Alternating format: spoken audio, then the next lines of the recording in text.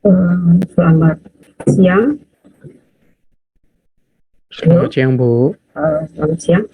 Jadi hari ini tidak diisi tugas ya, nanti tugas akan diisi hari Rabu malam ya, Rabu malam oleh Mas Edi.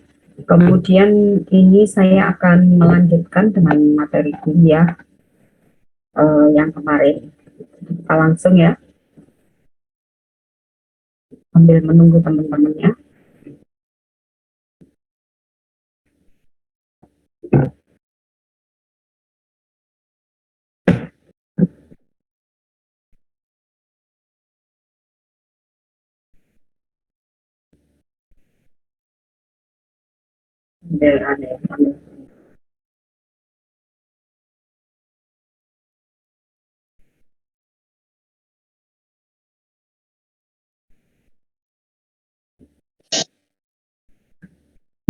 Jadi kemarin yang kita pelajari kemarin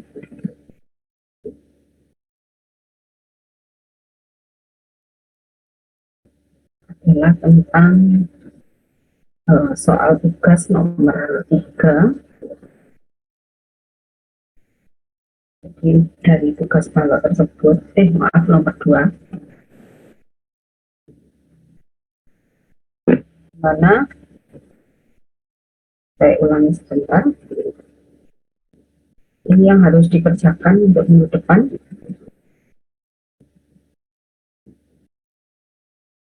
Di mana balok tersebut adalah terdiri dari balok di atas 2 tumpuan bentang tertentu antara ganjil dan genap yang tidak sama. Terus dia memikul beban terbagi rata seperti tergambar. Oh iya, ini saya kok kelupaan nulis PD sama PL-nya ya. PD-nya 6, ton, PL-nya bentar ya, PL-nya 3, ton. Di mana titik-titiknya tergantung NRP-nya. Tolong ditambahkan ya nanti. PD-nya 6, ton, PL-nya 3, ton. Saya kelupaan isi PD sama PL. Kemudian tolong dicatat itu, nanti saya ulangi tugasnya untuk tugas.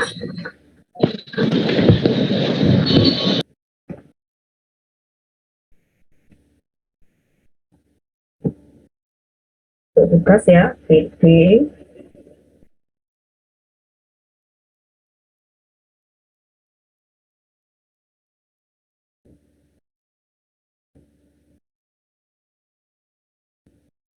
PL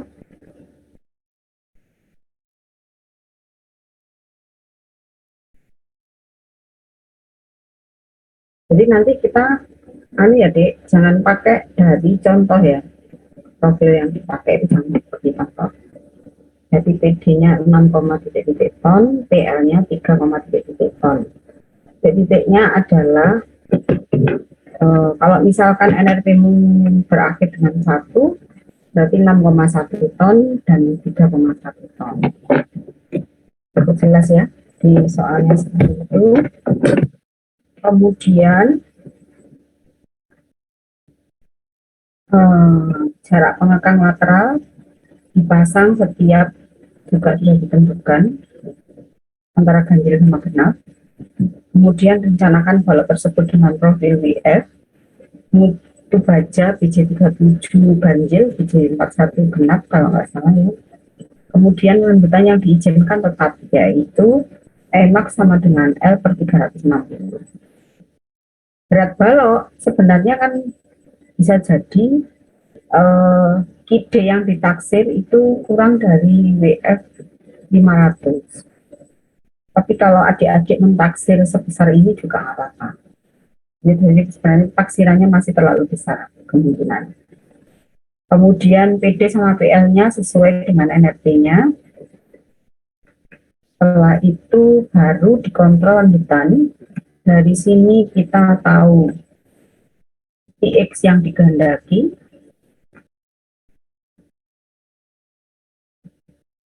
Kemudian setelah itu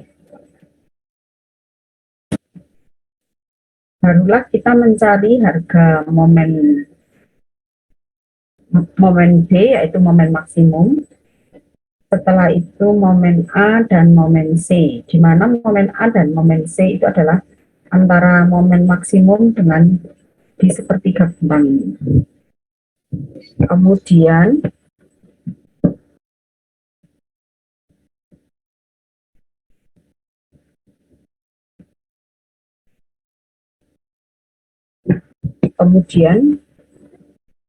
setelah itu kita cari CB dengan kita mengetahui momen maksimum, momen A, momen B, serta momen C.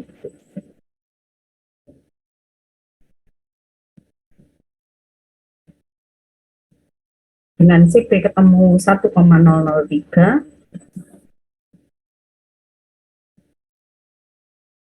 maka kita mencari NP-nya akibat yang kita ketahui kan hanya tegangan lelehnya, sedangkan ZX-nya belum tahu, karena IX-nya juga belum tahu. Maka kita misalkan dulu, biasanya N itu kan sama dengan MP. Kita misalkan MN sama dengan 0,75 MP. Nah, di sini ternyata dengan pemisalan ini kita terlalu boros, ya. Ketemu kan hasilnya terlalu boros kemarin. Nah, akhirnya kita coba, jadi dengan kriteria IX yang tadi berapa, serta ZX berapa, kita mencari di tabel profil.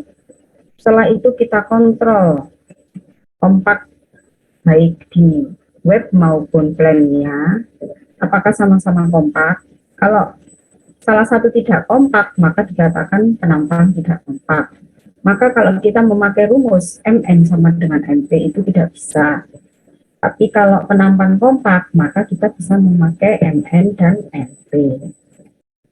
Kemudian kita kontrol lateral biasing berdasarkan LB-nya. Apakah LB lebih besar daripada LP ataukah lebih kecil?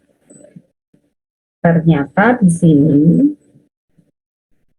dia LP-nya itu lebih kecil daripada LB.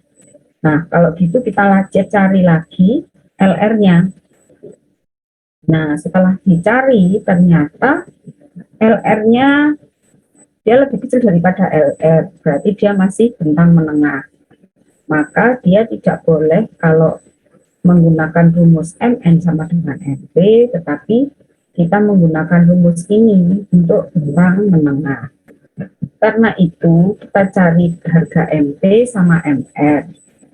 Di mana yang perlu diketahui waktu menentukan FR, WF yang kita gunakan adalah WF yang ada di pabrik, sehingga harga MR yang kita ambil adalah yang nilainya ada sendiri, jadi antara pabrik dan tidak. Kemudian setelah itu kita masukkan semua harga-harga. Nah, setelah itu barulah ternyata harganya MU kurang daripada CMN. Berarti di sini masih terlalu kuat karena tadi pemisalannya 0,75 MP. Sebenarnya kan pemisalan MN sama dengan MP itu yang kemungkinan. Tapi kalau seperti itu kita khawatirnya nanti tidak mendapatkan WF yang sesuai. Nah, untuk itu kita coba dengan MN dinaikkan menjadi 0,9 MP. Nah, di sini didapatkan harga yang hampir mendekati. Dengan prosedur yang tadi sama, maka kita dapatkan harga yang mendekati, yaitu di sini MU-nya kan 36,9 ton ya. Sedangkan CMN itu adalah 0,38,6 ton. Berarti ini sudah mendekati, karena itu baru kita kontrol gesernya. Ternyata kontrol geser juga oke, sehingga profil tersebut dapat dipakai. Kemudian kita lanjutkan dengan kontrol kuat tumbuhnya. Mengapa kok harus kontrol kuat tumpu? Jadi pada profil seperti ini kita letakkan, kalau di sini mendapat beban setengah TU dan di sini adalah beban tumpuan, maka di daerah sini harus betul-betul dikontrol. Dikhawatirkan nanti karena pembebanan itu akan terjadi kerusakan di daerah tumpunya akibat ada rendutan di plannya. Jadi seperti itu. Jadi kita kontrol. Yang kedua, kita kontrol juga di plat badannya. Bagaimana dengan adanya tekanan setengah PU dan RPU. Karena itu kita kontrol dulu leleh lokal plat badan. Nah, kita kontrol. Nah, akhirnya dengan leleh lokal seperti itu, kita sudah dapatkan ukuran daripada plat yang akan kita letakkan di dalam tumbuhan ini, gitu ya. Ukurannya berapa, ketebalan platnya berapa. Kalau di lapangan itu biasanya kita langsung menentukan sudah, terus tak kasih plat ini sekian gitu ya. Soalnya biar aman nggak aman itu lebih baik seperti itu. Kemudian lipat plat badan juga kita kontrol. Setelah itu oke ya, lalu tekuk lateral plat badan. Ternyata karena perbandingan H per TW dibagi LB per BF lebih besar daripada 2,3, maka tidak perlu dikontrol terhadap tekuk lateral plat badan. Tekuk luntur plat badan bagaimana? Oh, ternyata dia juga aman. Nah, berarti ini semua bisa digunakan. Jadi untuk soal nomor 2 kita mengerjakannya sampai selesai itu. Kalau soal nomor 3 ini tentang apa? Sama aja ya.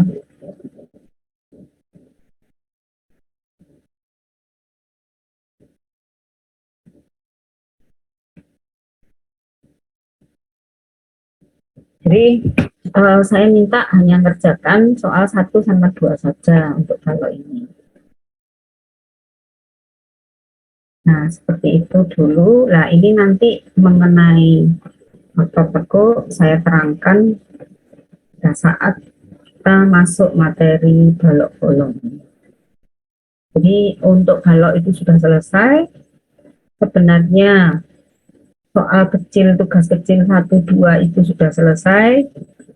Sehingga penerapan pada tugasnya itu adalah desain Gording. Desain Gording, di mana di situ setelah ada pembebanan di desain Gordingnya. Salah satu contoh penerapan. Kemudian ini ada pertanyaan sampai sini? Tabel WF yang digunakan, saya ingatkan lagi, gunakan yang ini aja, karena di sini selain ada modulus elastis, di sini ada modulus plastis.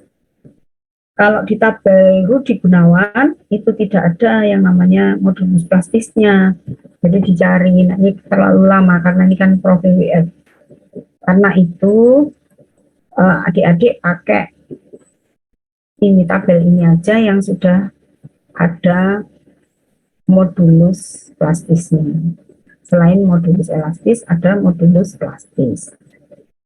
Kemudian baik soal 1 maupun 2 harus digunakan WF yang tidak sama kaki. Jadi misalkan ya, yang dimaksud sama kaki itu apa sih Bu? Seperti ini. Jadi misalkan WF 400-400. Ini antara B dan H-nya itu sama.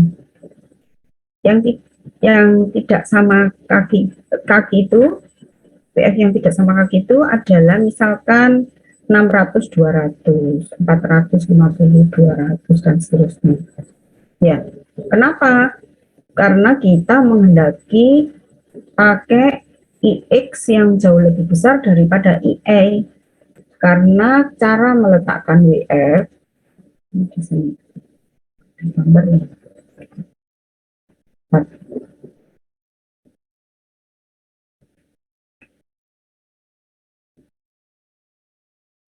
cara meletakkan WF tersebut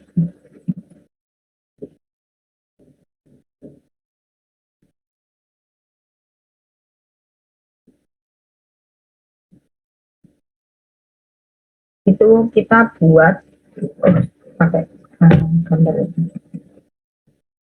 Jadi kalau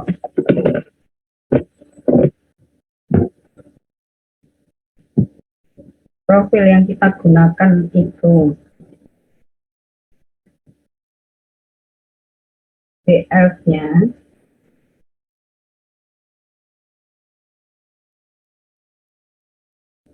tapi nggak gini ya. Biasanya webnya kecil ini. Saya gambarnya aja. Nah, antara HD-nya dengan H-nya tidak sama ya. Di mana H ini,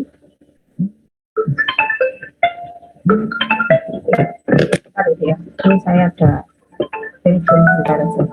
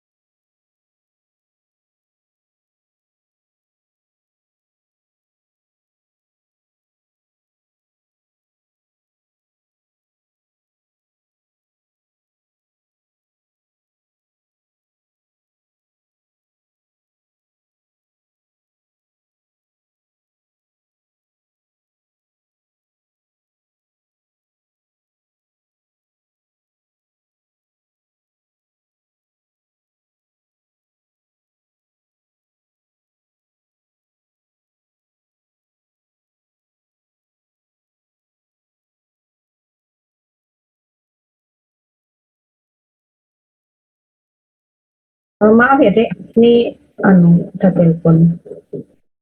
Jadi kita ambil karena WF yang kita butuhkan itu adalah yang tidak sama kaki. Jadi di mana di sini kita harapkan UX-nya itu jauh lebih besar daripada ini.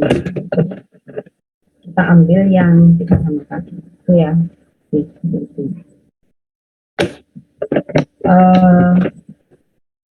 Jadi kira-kira ada pertanyaan sampai ini. Jadi kalau yang kita ambil kemudian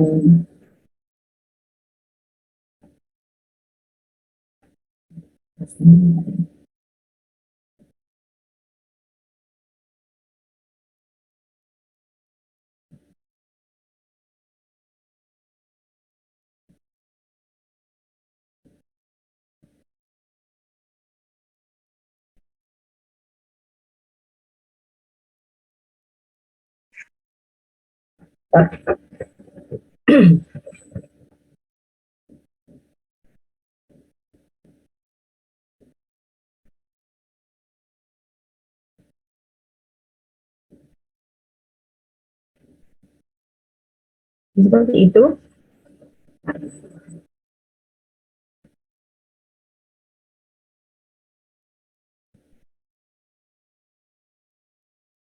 Nah, eh, kira-kira ada pertanyaan, Dek? Ada pertanyaan? Kalau tidak, saya lanjutkan ya. Saya lanjut.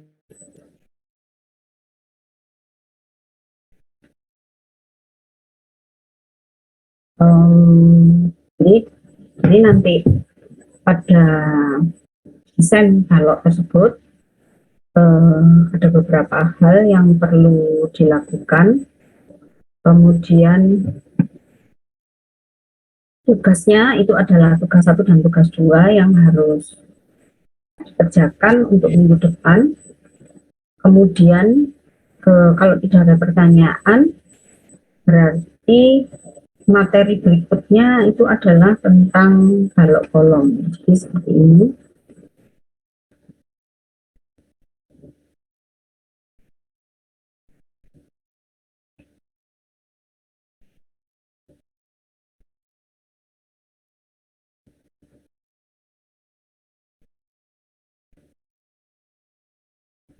Jadi apa? Eh, nantinya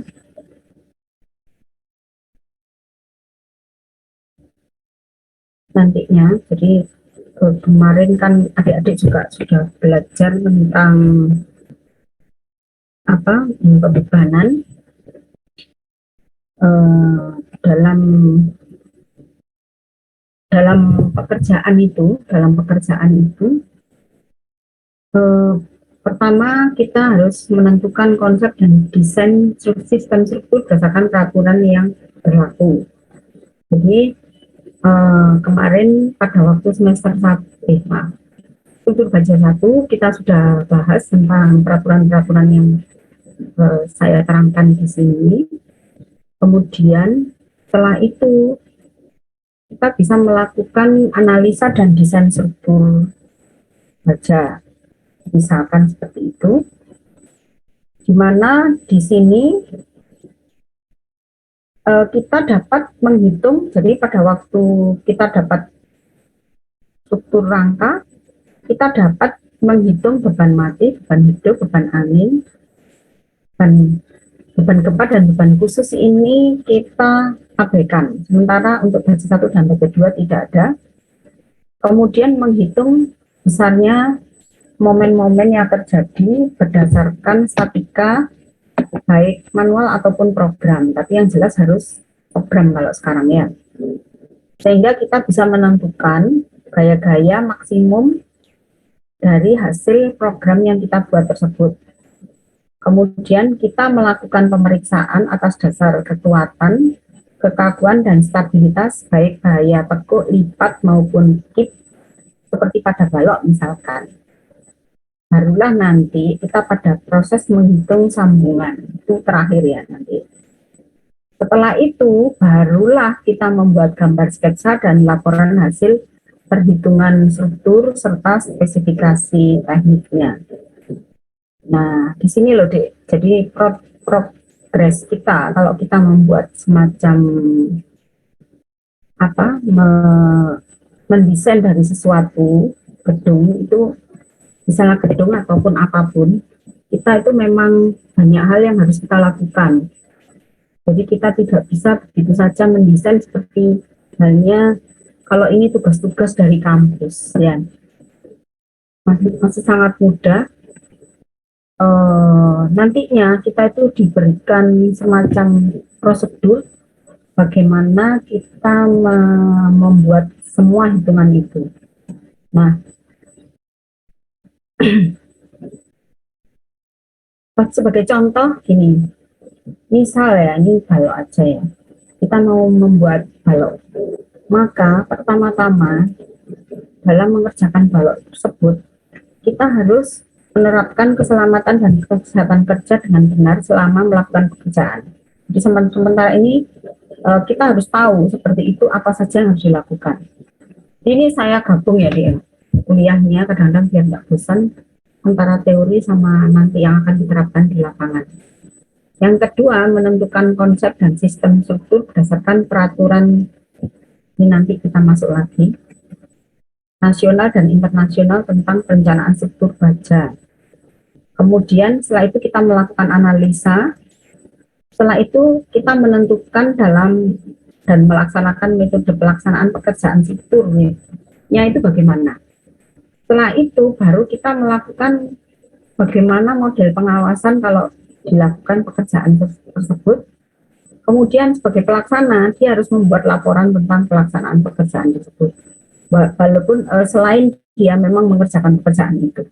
Jadi begitu tanggung jawabnya seorang engineer ya.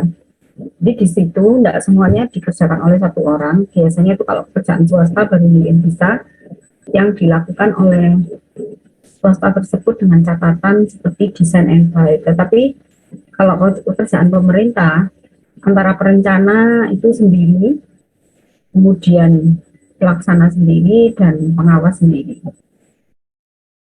Itu kemudian jadi dalam menghitung beban mati, beban hidup dan beban angin, kita harus tahu berat sendiri daripada, tergantung ya. Pertama, apabila kita hitung atapnya yang kita kemarin, kita tahu harus berat sendiri daripada atap. Selain itu kita tahu beban mati yang bekerja di situ, misalkan ada beban hidup orang, kemudian ataukah ada beban hidup akibat hujan, ataukah akibat angin. Kemudian kalau ternyata di situ berupa cable frame lantai 2 begitu, maka di sini berat sendiri atap daripada akibat di lantai tersebut itu juga kita harus tahu. Beban plafon juga harus tahu, kemudian beban mekanikal dan elektrikal juga tahu, tapi di sini ini perkiraan. Kemudian kita tentukan setelah kita hitung, setelah kita input data-data tersebut, maka kita tentukan, kita dapatkan momen-momen maksimum untuk setiap elemen, kemudian gaya lintang maksimum dan gaya normal maksimum. Kemudian kita kontrol terhadap tegangan lentur, geser, dan puntir, serta normal sebagai dasar pemeriksaan kekuatan. Itu yang kita lihat misalkan di balok yang tadi kita lakukan pada soal nomor 2. Jadi ada bahaya tekuk, lipat, kip, dan seterusnya. Kemudian lendutan maksimum. Jadi itu yang tadi kalau di soal nomor 2 itu adalah syaratnya L per 360. Jadi kemudian bahaya tekuk lipat baik di badan maupun di sayap ataupun balok keseluruhan kitnya bagaimana, itu diperiksa sebagai dasar pemeriksaan stabilitas. Setelah oke semua, berarti profil tersebut bisa dipakai, barulah kita menghitung sambungan. Nah, sambungan ini nanti kita terangkan sendiri. Nah, setelah itu barulah kita membuat gambar sketsa dan laporan hasil perhitungan struktur. Kemudian kita lengkapi dengan spesifikasi teknis.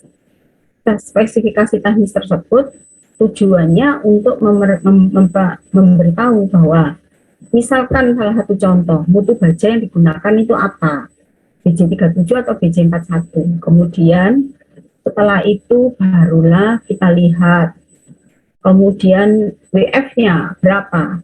Misalkan kita menggunakan WF 500-200, tapi kan tebal flange dan badannya itu beda-beda dan akan menghasilkan IX yang berbeda, termasuk juga berat yang berbeda. Karena itu nantinya harus disebutkan pada pengawasan itu nanti akan ada kontrol, baik dilihat secara manual profilnya, maka di situ juga akan dilakukan pengetesan. Biasanya kalau di Malang ini nggak ada ya, di ITS biasanya untuk pengetesan baja. Jadi kita harus buat gambar sketsa denah hasil perhitungan struktur. Kemudian gambar sketsa potongan hasil perhitungan struktur tersebut. Gambar sketsa detail hasil perhitungan struktur tersebut, dan setelah itu laporan hasil perhitungan struktur dan spesifikasi teknisnya. Jadi banyak hal yang kita lakukan pada saat kita melakukan desain dalam di dalam pekerjaan. Jadi ternyata pada waktu saya melakukan perencanaan, pada saat merencanakan gedung itu, ternyata kita nggak hanya berpikir tentang baja saja, beton saja, desain fondasi saja, tetapi kita harus berpikir tentang arsitekturnya, walaupun itu ada ahli arsitektur sendiri. Dan setelah itu kita harus berpikir tentang ininya, tentang apa? Tentang semuanya. Jadi pertama kita harus berpikir tentang mechanical elektrikalnya, di mana misalkan sebagai contoh pembuangan air bersih, air kotor, dan seterusnya. Itu harus kita pikirkan. Keselamatan kerja pada saat ada kejadian seperti kebakaran, apa yang harus dilakukan di gedung itu. Kemudian, dan seterusnya. Jadi banyak hal itu yang harus kita tuangkan dalam bentuk gambar. Betapa banyaknya tanggung jawab kita. Karena itu adik-adik harus bersemangat untuk belajar. Jadi karena kalau tidak demikian nanti bingung pada saat mendapatkan pekerjaan. Jadi ini adalah salah satu yang saya berikan pada saat nantinya itu begini. Setelah adik-adik nanti lulus, adik-adik itu bekerja selama minimal 2 tahun ya. Minimal adik-adik itu punya mengerjakan proyek di bulan itu selama 2 tahun terus menerus, ataukah per proyek misalkan 6 bulan berarti 6 kali berapa ya, 6 kali 4 itu baru 24 bulan ya. Nah setelah 4 tahun baru adik-adik itu bisa mengambil sertifikat keahlian, kalau sekarang istilahnya SKK, ahli muda pekerjaan gedung misalnya, ahli muda teknik bangunan gedung. Nah di sini pada saat adik-adik mengambil SKK tersebut, tujuannya adik-adik akan dites ya kompetensinya, apakah benar sudah mengerjakan semua itu. Kemudian ijazahnya harus S1, kemudian SKK-nya bagaimana. Nah di sini yang dipakai pada saat kita mengajukan tender. Jadi sebagai contoh, misalkan tender yang saya barusan lakukan ini, pekerjaan gedung hanya 4 lantai sebenarnya, tetapi kita membutuhkan hampir 20 tenaga ahli. Berat sekali. 10 atau 11, padahal beberapa yang harus ahli madya, jadi 5 tenaga ahli harus ahli madya. Jadi ahli muda itu yang terendah, ahli madya itu yang lebih tinggi, tengah, ahli utama itu yang paling tinggi. Jadi kalau untuk bangunan-bangunan kompleks itu sudah harus ahli utama. Jadi seperti itu ya. Jadi adik-adik nanti kalau sudah lulus sebagai engineer itu tidak pernah sia-sia. Jadi sebenarnya apa yang sudah dilakukan itu akan terekam dan terekod, dan itu akan menjadi kinerjanya adik-adik yang tidak hilang dari adik-adik. Tetapi untuk seperti itu adik-adik harus punya sertifikat-sertifikat yang mendukung. Karena apa? Pada saat kita melakukan desain-desain itu diharuskan mempunyai sertifikat itu. Jadi kalau tidak, namanya adik tidak bisa keluar menyatakan bahwa saya yang mendesain itu. Tidak bisa seperti itu. Karena ada aturan mainnya. Kemudian ini saya berikan ini supaya adik-adik ada gambaran kompetensi yang diminta. Misalkan ini hanya ahli muda ya, pengetahuan tentang, jadi ini hanya untuk syarat sudah bekerja 2 tahun untuk mendapatkan ahli muda, pengetahuan tentang persyaratan teknis, standar manual dan pedoman perencanaan struktur baja, pengetahuan tentang analisa struktur.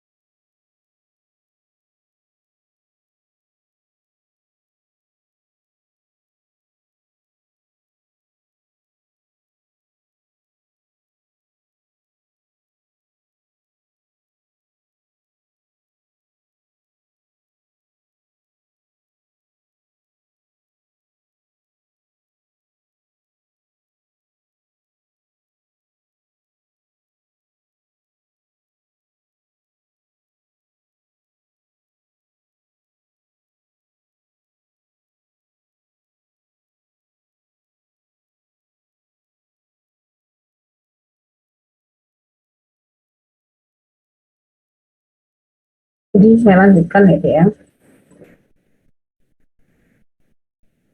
Jadi saya lanjutkan seperti itu.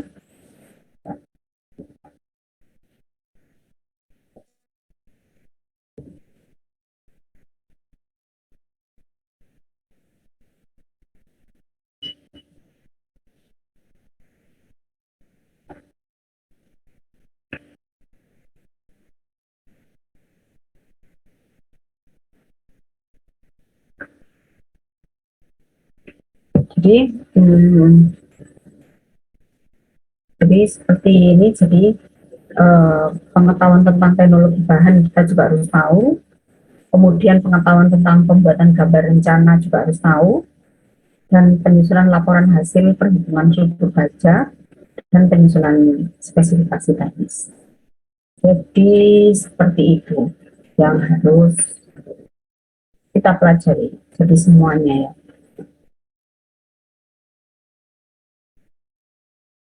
Ada pertanyaan sampai sini? Jadi besok kita membahas tentang, ini saya kalau kolom untuk saya share ini. Di sini ada materi balok kolom minggu depan ya. Minggu depan kita masuk ke materi balok kolom, di mana kemudian soal tugas balok kolom tersebut juga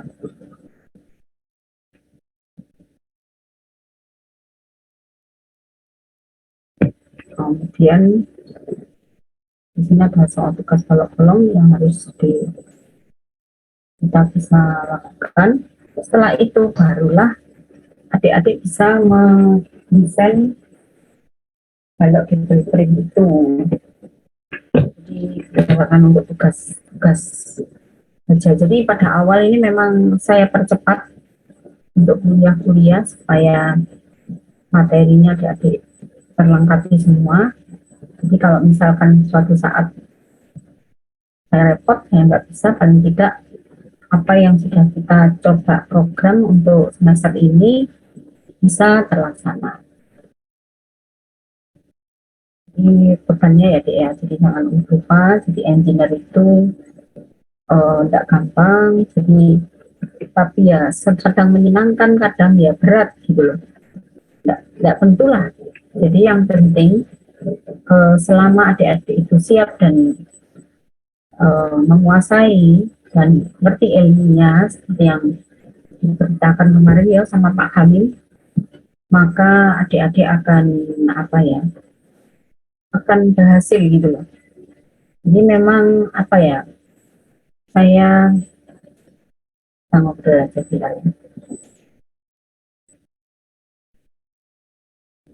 Coba dibuka videonya. Jadi nantinya adik-adik itu pada saat menjadi engineer, sekarang kan sudah semester 5 ya. 5 ini sudah mulai tanggung jawab adik-adik itu, nantinya itu diharapkan bisa mengatasi banyak-banyak pekerjaan besar. Jadi kadang-kadang saya sebagai engineer pun itu juga kewalahan. Kewalahan itu dalam artian begini, sebenarnya pengetahuan itu tidak sampai segitu gitu. Tapi saya dihadapkan pada pekerjaan yang menuntut saya harus menguasai itu.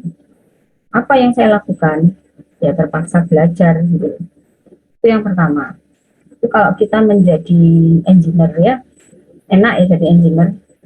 Tapi yang paling berat lagi kalau adik-adik sudah mengkoordinir pekerjaan. Nah, ini lebih berat lagi. Namanya kita bekerja, nggak mungkin bahwa kita menjadi bawahan terus ya. Lama-lama adik-adik pasti menjadi seorang pemimpin. Nah, pada saat memimpin pekerjaan itu yang terberat ya, berat karena adik-adik harus menggabungkan semua keahlian. Misalkan yang contoh yang saling berdekatan ya tutor dengan arsitek, dengan orang geo, kemudian sama orang ME. Nah, di sini adik-adik harus mengkombinasikan. Apa yang harus saya lakukan? Ya pertama kita ngerti sedikit lah tentang arsitek, ngerti sedikit lah tentang ME gitu ya, itu terpaksa, terpaksa. Walaupun nggak ngerti banyak. Sebagai contoh sederhana, misalkan di gedung-gedung ya, misalkan kita ke hotel gitu ya, itu banyak hotel, kasus hotel itu yang justru airnya itu nggak memancar dengan apa ya, dengan lancar gitu loh mas. Jadi airnya itu enggak, kalau kita pakai showernya enggak nyaman gitu. Nah itu sudah mempengaruhi orang untuk nginap di situ. Nah sebenarnya problemnya apa ya di ME-nya itu. Jadi pengaturan air, kapasitas air, ketinggian air jatuh itu yang tidak begitu diperhitungkan. Sehingga kejadian yang terjadi itu adalah seperti itu. Nah kelihatannya sepele, tapi kenapa itu berdampak menjadi hotel itu diminati atau tidak gitu ya. Jadi kenapa kok saya bisa bilang gini, karena saya pernah desain hotel gitu ya, saya bisa ngomong kayak gini walaupun saya orang orang struktur, itu di bidang struktur. Kemudian jalan, apa yang harus dilakukan kalau satu pekerjaan bijinya itu nggak masuk gitu. Biji jalan itu kan untuk menghitung volume yang harus kita bayar ke kontraktor, misalkan kita sebagai pengawas. Ya, apa yang harus dilakukan? Nah, bagaimana cara kita mengawasi dan memberitahu kontraktor risiko-risiko yang apa yang harus dia diambil? Sebagai contoh, karena itu nanti akan ada tes. Nah, di dalam tes tersebut kalau tidak masuk bijinya, ya otomatis kontraktor tersebut ada dua kemungkinan. Kalau volumenya tidak memenuhi, dia harus mengembalikan sebagian itu ke pemerintah. Gitu ya. Itu yang salah satu. Saya ngerti karena saya mengerjakan jalan. Kita problem lagi, ya. Kita masuk lagi ke lingkungan misalkan. Pada saat saya mendesain jembatan tol laut misalnya, kamu kan berpikir jembatan tol laut, kamu berpikirnya kalau kamu menguasai tempat baja, ya hanya bajanya gitu loh. Kamu tidak berpikir yang tidak pernah kita pikirkan sebagai engineer, yaitu kira-kira dampak yang terjadi pada biota laut itu bagaimana gitu. Kalau misalkan di situ ada binatang langka yang memang harus dilestarikan, tidak akan pernah terbangun tol laut itu gitu. Itu yang kadang-kadang orang-orang sipil nggak tahu gitu ya. Jadi alhamdulillah karena saya sering menyusun AMDAL, jadi saya tahu apa saja yang harus dilakukan saat kita mengetahui suatu permasalahan. Kemudian sebelum kita membuat dokumen, kita buat semacam diskusi dengan masyarakat sekitar yang kira-kira terkena dampak, baik masyarakat sekitar maupun dinas-dinas yang terkena dampak. Setelah itu, barulah kita rangkum kira-kira nanti di dokumen tersebut apa saja yang perlu kita berikan. Kemudian kita kira-kira dampak itu ada apa saja. Apakah ada dampak penting dan tidak penting? Apakah ada dampak yang tidak penting tapi harus dikelola? Apakah ada dampak yang tidak penting tapi tidak perlu dikelola? Nah, pada saat kita mengajukan pengelolaan, itu nanti akan ada yang namanya kontrol dari pihak dinas lingkungan, bahwa yang kita kelola setiap 6 bulan sekali akan dikontrol, dicek kualitas udaranya, kualitas emisi karbonnya, kemudian dan lain-lain sebagainya, pengaruh-pengaruh dan sebagainya itu semua dicek. Jadi kan nggak bayangkan kan, setelah begitu saya mempelajari tentang AMDAL, barulah saya berpikir ternyata penting ya memikir gitu. Banyak pekerjaan teman saya itu yang dia kerjanya sebagai koordinator dulu, manajer proyeknya Suramadu ya, sampai dia keluar dari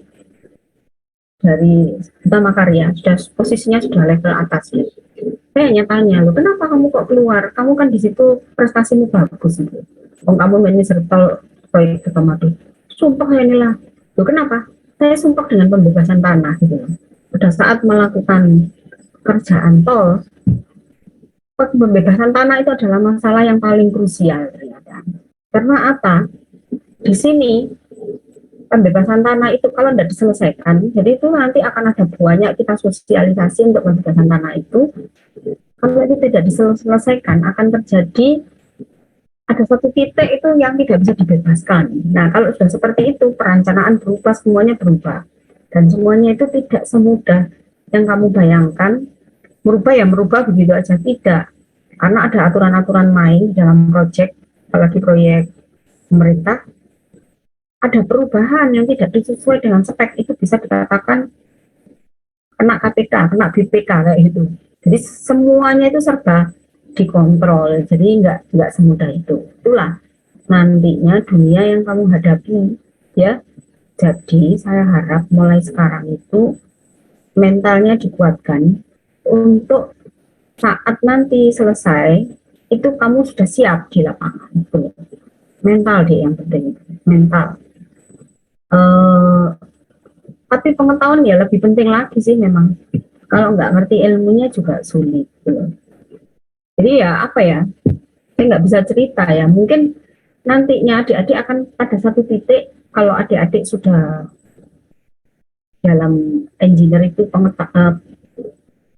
pengalamannya sudah banyak, adik-adik akan bingung mau memberikan ke, misalkan mau memberikan, ini kita kasihkan apa ya ke mahasiswa ya. Pengennya kita semuanya adik-adik segera mengerti, tapi ya enggak bisa, itu perlu proses gitu loh. Jadi seperti itu, dan intinya adalah ya enggak pernah berhenti belajar gitu aja, sampai bosan, sampai usia saya sekian, 8 tahun lagi saya pensiun, tapi saya sampai sekarang ya masih belajar tentang IPAL, tentang PL, IPAL itu kan bidangnya lingkungan ya. Saya kadang-kadang dapat desain seperti itu. Mau nggak saya terima itu, tapi kok saya senang gitu ya. Jadi saya terima gitu. Jadi banyak pekerjaan itu menarik sebenarnya. Cuma yaitu jiwa rasa tertarik adik-adik terhadap bidang sipil itu harus tumbuh. Jiwa ingin membangun itu harus tumbuh. Jiwa karena jangan melakukan sesuatu karena terpaksa itu harus ada. Jadi ya sudah, saya kerjakan karena biar saya membangun. Saya pun juga demikian. Jadi ya nggak apa-apa, sebelum saya meninggal paling tidak banyak hal yang sudah saya lakukan untuk membuat pembangunan di beberapa tempat, misalkan jembatan, kemudian gedung, kemudian jalan, kemudian membuat dokumen AMDAL, di mana semuanya itu akan berguna untuk pembangunan itu. Jadi katanya kalau kita sudah meninggal, itu masih tetap menjadi pahala yang mengalir buat kita, itu ya, kalau kita mengerjakan. Jadi seperti itu. Jadi harus ada semangat lain selain kita nanti mendapatkan pekerjaan bagus, mendapatkan agar kita hidupnya mapan. Ada hal lain yang harus diperhitungkan. Bentar ya, Dik. Kita foto ya. Jadi minta tolong itu semangatnya harus ditumbuhkan. 1, 2, ini ada 4 gambar. 1, 2, 3.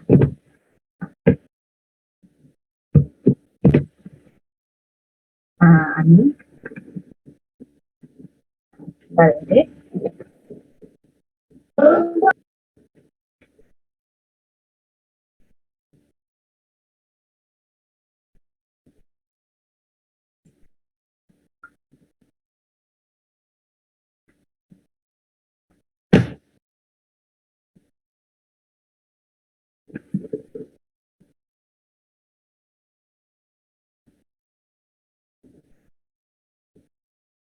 1, 2, 3.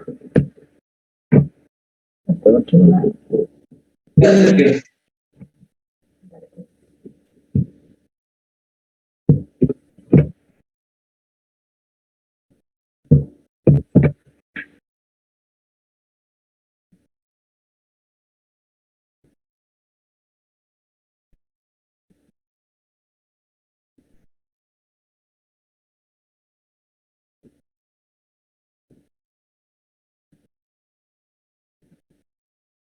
Malam 3.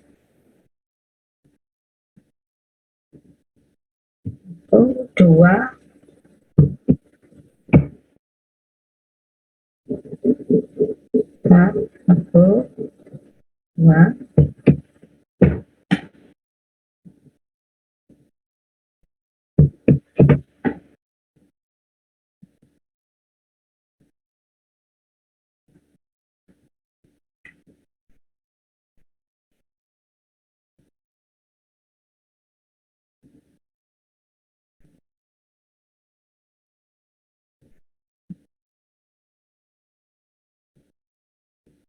Sekarang halaman 4 ya.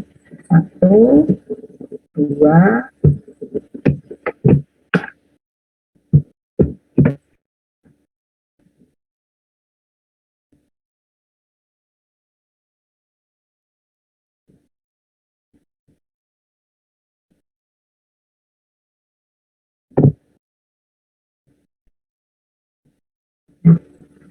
sekarang sebentar ya dek, saya dulu mau simpan.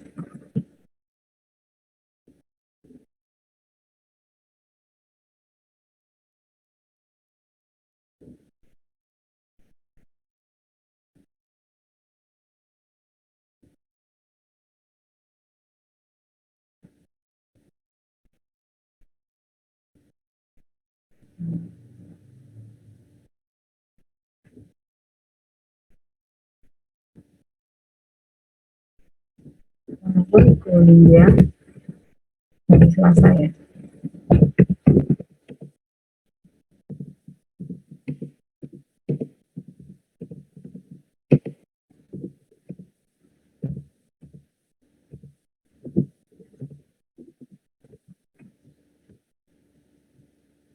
Nah, kira-kira ada pertanyaan untuk ini, sebentar ya. Belum ada, Bu. Jadi seperti itu ya, dek. Jadi apa? Ini ya, sebagai contoh, ini kan kalau kami kemarin kan sukses ya memang ya, dia punya pekerjaan sampai ratusan M. Itu berat sekali dia yang harus dia lakukan. Berarti dia harus mengorganisasi sekian banyak orang gitu ya. Tapi dia bilang kemarin, saya kalau dipikir itu ya sebenarnya enak kerjakan 10 M ya Bu. Oh ya saya bisa 2 M masa nggak cukup untuk makan gitu. Iya Pak, sebenarnya itu cukup itu. Tapi cuma Bapak kan punya banyak tenaga kerja yang terlibat. Dengan ratusan M itu kan sudah banyak orang yang terlibat. Nah, tapi kalau dia berhenti, berarti dia akan melakukan PHK besar-besaran. Nah, itulah yang nggak mungkin dia lakukan gitu loh. Jadi banyak pengusaha itu seperti itu. Nah, itu yang perlu adik-adik sadari.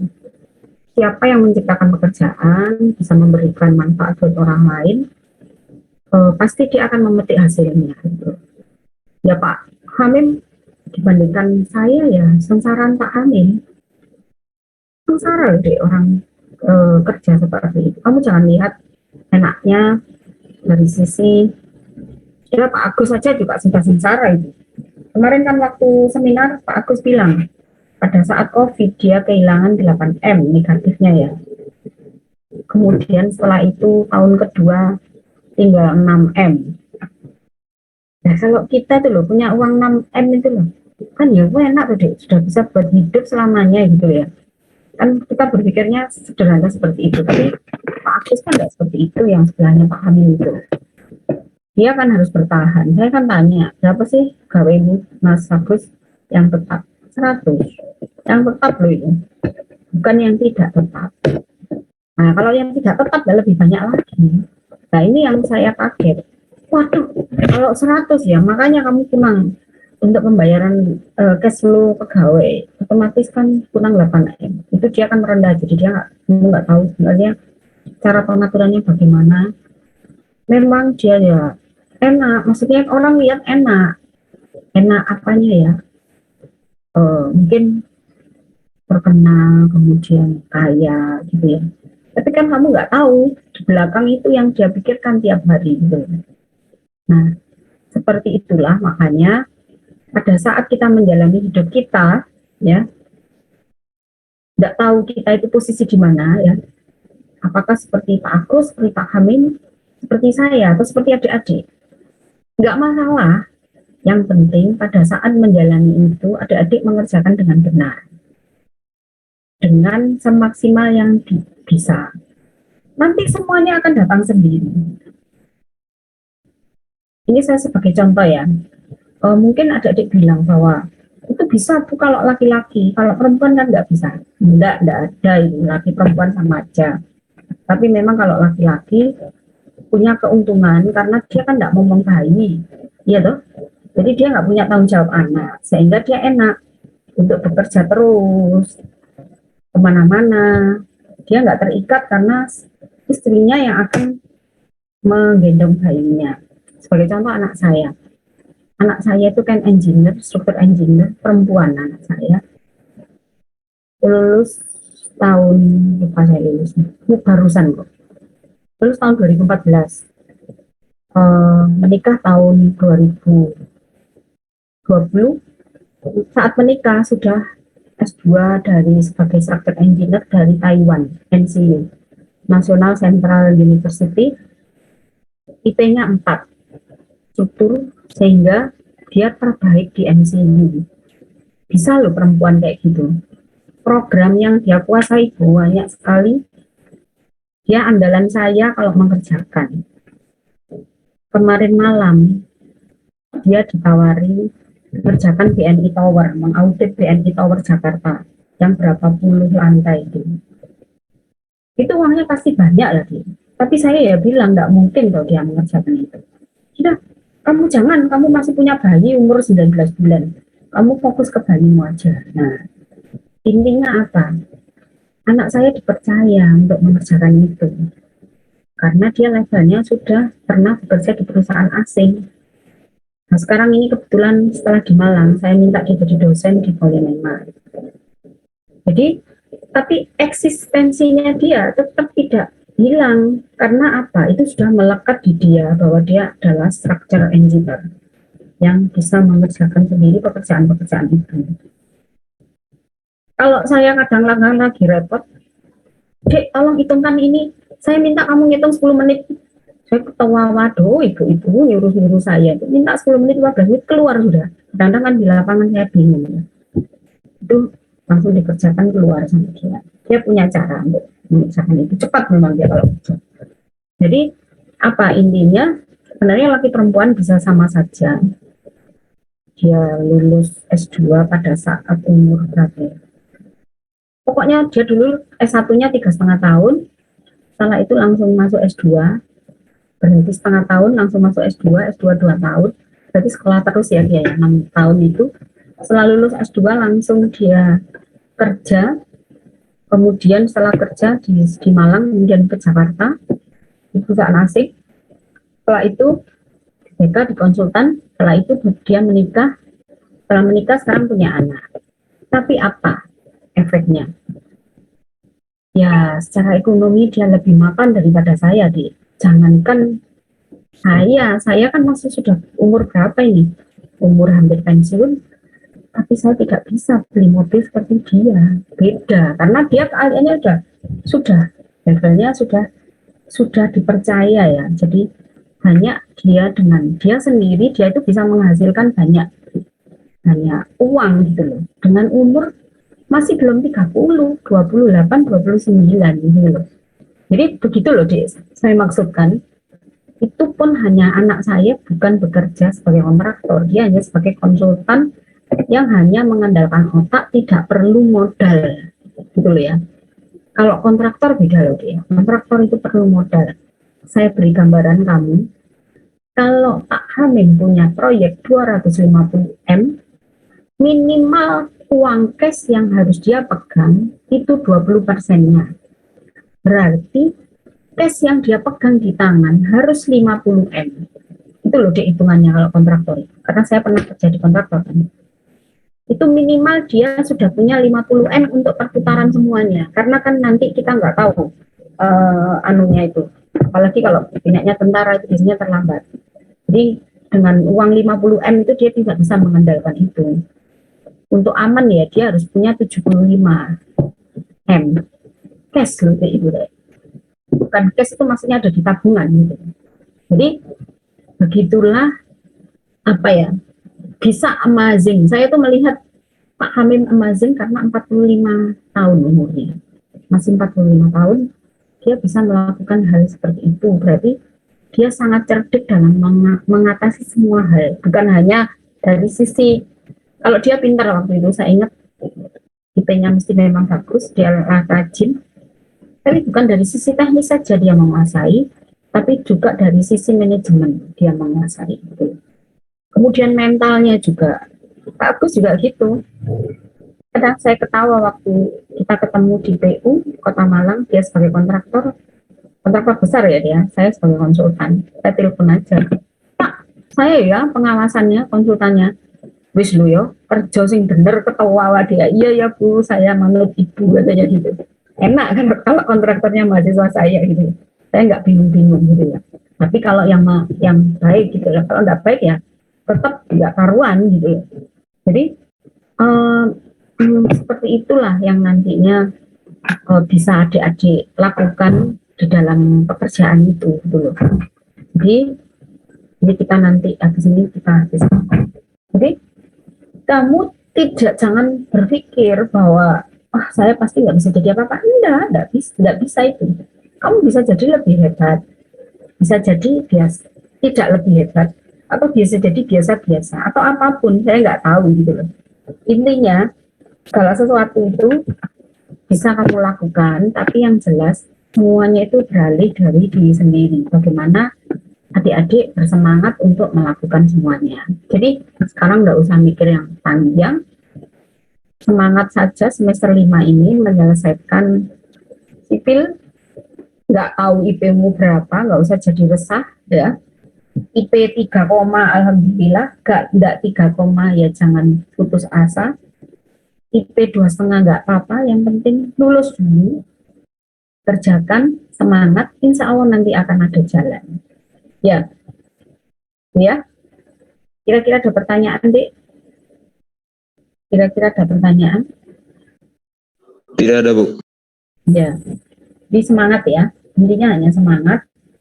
Kemudian semangat untuk belajar, semangat melakukan apapun, semangat mencari apapun, karena ini sementara kamu punya waktu banyak. Nanti kalau sudah kamu membagi waktumu dengan keluargamu, kalau sudah berkeluarga nanti kan ya, nggak mungkin kan kamu hanya belajar aja. Kamu harus mempunyai waktu dengan keluargamu, dengan pekerjaanmu. Apalagi kalau sudah seperti saya, sudah cucunya 2, ya Pak, sore itu saya mesti ke cucu saya gitu. Walaupun saya engineer ya, saya tetap lebih bahagia kalau saya menimang cucu saya gitu ya. Tidak ada yang yang imbang hidupnya.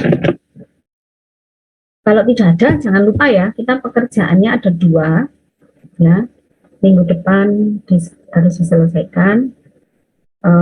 Yang tugas dari Pak Mas Regi ya juga harus tepat untuk ngambil surat puas. Kalau tugas-tugas untuk menambahi nilai-nilaimu yang mungkin kurang. Ya. Kalau tidak ada, saya mengucapkan terima kasih. Sampai ketemu di pertemuan minggu depan, yaitu hari Senin ya. Nanti kelas A kan sudah masuk Senin sama Selasa, yang tidak bisa hadir beberapa orang itu saya sendirikan sudah. Jadi nanti biar enak. Kemudian yang hari Rabu malam itu adalah penjelasan tugas. Atau nanti kadang-kadang kita ganti, yang penting intinya ada 1 penjelasan tugas dan ada 2 kali pertemuan. Ada pertanyaan, Dek? Kalau tidak ada, saya akhiri ya. Sampai ketemu hari Senin. Jangan lupa tugas-tugasnya mulai dikerjakan. Kalau tidak ada, kalau bingung nanti bisa tanya lewat sini. Selamat siang ya, Dek. Semoga lancar kuliahnya dan sukses. Amin. Amin. Terima kasih, Bu. Selamat siang, Bu. Selamat siang, Bu. Selamat sore, Bu. Selamat sore, Bu. Terima kasih, sama-sama. Assalamualaikum, Bu.